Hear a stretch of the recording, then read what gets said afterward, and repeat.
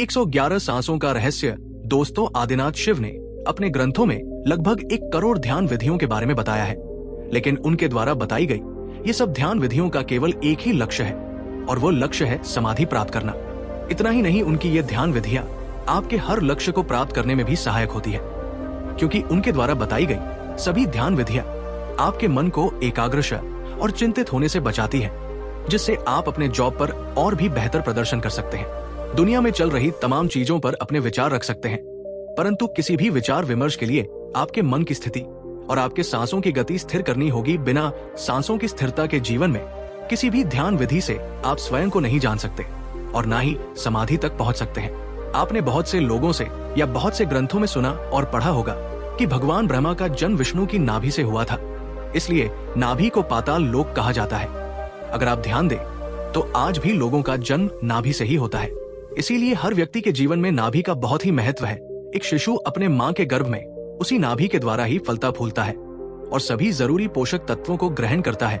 बिना नाभि को साधे कोई भी साधक अपने जीवन को उस परम सत्य की ओर नहीं धकेल सकता, क्योंकि नाभि की गति स्थिर होने के बाद ही व्यक्ति का ये स्थूल शरीर स्थिर हो पाता है। इसीलिए यदि आज तक आपने बहुत सी ध्यान विधियां करी है, परंतु उससे आपको कोई भी फायदा नहीं मिला है, तो ये पोस्ट आज आपके लिए ही है। आप इस कॉन्सेप्ट को समझकर जीवन में वो सब कुछ कर सकते हैं जो आप करना चाहते हैं।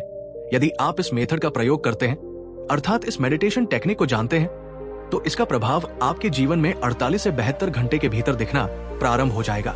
इसलिए इस मेडिटेशन टेक्निक को सीखकर आप जो भी बनना चाहते हैं बड़ी आसानी से बन सकते हैं। इस मेडिटेशन टेक्निक अर्थात इस मेथड को विज्ञान भैरव तंत्र से लिया गया है। तो दोस्तों, आइए पोस्ट को शुरू करते हैं। जैसे कि आप जानते हैं कि ध्यान की अनंत विधियां हैं। अब कौन सी विधि आपको सूट करती है, इसका चुनाव आपको ही करना है। तो आज का ये ध्यान आपके नाभि से संबंध रखता है। यदि कहें तो नाभि शरीर का प्रथम दिमाग होता है जो प्राण वायु से संचालित होता है, और इसीलिए हमारा ये सूक्ष्म शरीर नाभि ऊर्जा के केंद्र से जुड़ा रहता है। इसीलिए कुछ लोग इसे विष्णु चक्र भी कहते हैं, और इसलिए ये विष्णु जीवन के पालनहार भी कहलाते हैं, क्योंकि बिना इस नाभि के जीवन की कल्पना करना असंभव है। आप देखेंगे कि बड़े से बड़े साधक जिन्होंने जीवन में बहुत कुछ पाया है, वे अपने नाभि पर ही ध्यान लगाते थे। इसलिए इस नाभि क्रिया को समझने के लिए सबसे पहले आपको नाभि को समझना होगा, और तभी आप अपनी नाभि पर ध्यान लगा सकते हैं। आपको ध्यान के हर उस कारण को जानना होगा कि कहां पर ध्यान लगाकर आपको क्या मिलता है। दोस्तों, आप तो ये जानते ही हैं कि आपकी सांसों में आपके जीवन के हर पल को बदलने की शक्ति है। यदि आप ध्यान दें कि जो व्यक्ति गहरी सांस लेते हैं, डीप ब्रीथिंग करते हैं, उन लोगों का ध्यान बहुत जल्दी घट जाता है। वे ध्यान की मुद्रा में कई घंटों बैठे रह सकते हैं। उन लोगों की ऊर्जा और आभा मंडल खिला हुआ रहता है, खुश रहते हैं। इसीलिए डीप ब्रीथिंग करने वाले व्यक्ति अधिक ऊर्जावान होते हैं, और इसीलिए डीप ब्रीथिंग या डीप मेडिटेशन से जो भी ऊर्जा मिलती है, वह ऊर्जा आपके जीवन में आने वाली समस्याओं और वे सभी कार्य जो आप पूर्ण करना चाहते हैं, उन्हें बड़ी आसानी से पूर्ण कर सकती है। क्योंकि डीप ब्रीथिंग और डीप मेडिटेशन आपकी मन स्थिति को मजबूत बनाते हैं और आपकी कल्पना शक्ति को साकार करने में महत्वपूर्ण भूमिका भी निभाते हैं। यहाँ तक कि यह गहरी श्वास आपके जीवन को पूरी तरह बदलने की क्षमता रखते हैं। यदि आप देखें कि आपका आज्ञा चक्र और आपकी श्वास साथ साधारण तौर पर दिखाई नहीं देती, परंतु ये जितनी सूक्ष्म है उतनी ही ज्यादा कारगर और शक्तिशाली है। जब आपके आज्ञा चक्र पर ऊर्जा मंडराती है तो व्यक्ति के भीतर आध्यात्म प्रगण रूप में विद्यमान होता है, और आध्यात्म वह शक्तिशाली और सूक्ष्म शक्ति है जिसे साधारण तौर पर देखा नहीं जा सकता, केवल उसे महसूस कर जीवन में उतारा जा सकता है। आप अपनी इस आध्यात्म शक्ति से न केवल स्वयं को बदल सकते हैं, बल्कि अपने आसपास के वातावरण और व्यक्तियों को भी बदल सकते हैं। उनके भीतर आप आध्यात्मिक रूप से इतने बदलाव कर सकते हैं कि उनके सोचने समझने की शक्ति भी प्रभावित हो जाती है और वे आपके अनुसार ही कार्य करना प्रारंभ कर देते हैं। दोस्तों, आप जब भी आज्ञा चक्र पर ध्यान लगाते हैं और गहरी सांस लेते हैं, तब आप देखते हैं कि आपकी सांस आपके नाभि और आज्ञा चक्र पर महसूस हो रही है।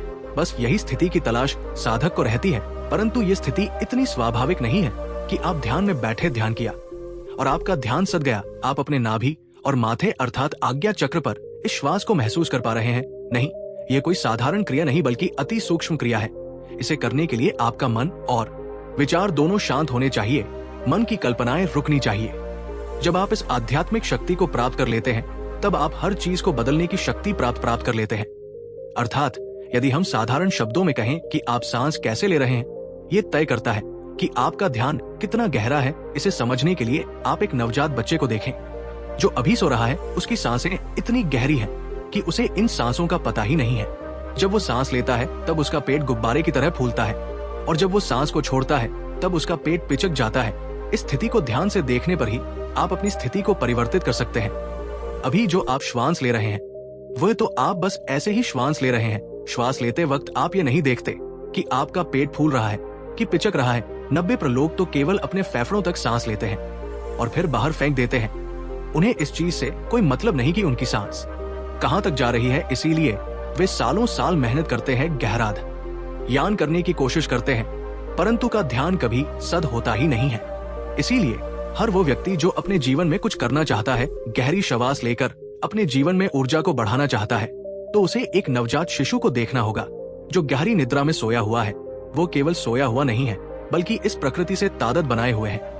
ये प्रकृति उसे अपने आगोश में लेकर खिला रही है, उसे हंसा रही है। आप देखते हैं कि बच्चे कई बार सोते हुए हंसते हैं, कई बार रोते हैं, तो ये प्रकृति उन्हें हंसाती भी है, रुलाती भी है, और उनके गहरी श्वास को बनाए रख उनके शरीर में अतिशीघ्र परिवर्तन की क्षमता को बढ़ाती है।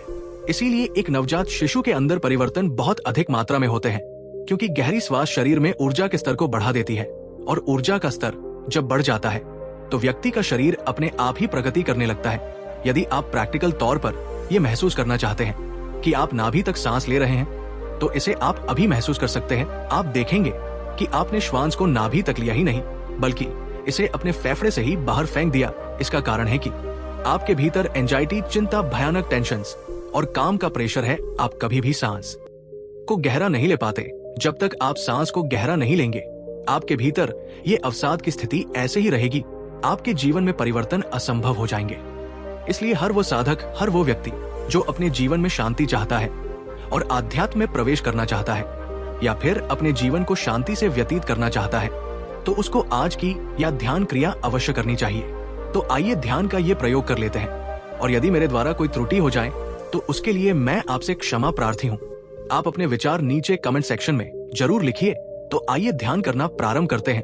तो सबसे पहले ध्यान की सुखासन की मुद्रा में बैठ जाए। आपकी कमर और गर्दन सीधी होनी चाहिए, अर्थात शरीर को शिथिल छोड़ दे।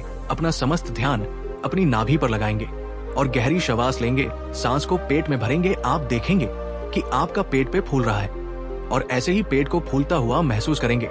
सांस को पेट में तब तक रोकेंगे जब तक कि आपको ये महसूस ना हो जाए कि आपने श्वास को पूरी तरह पेट में भर लिया है।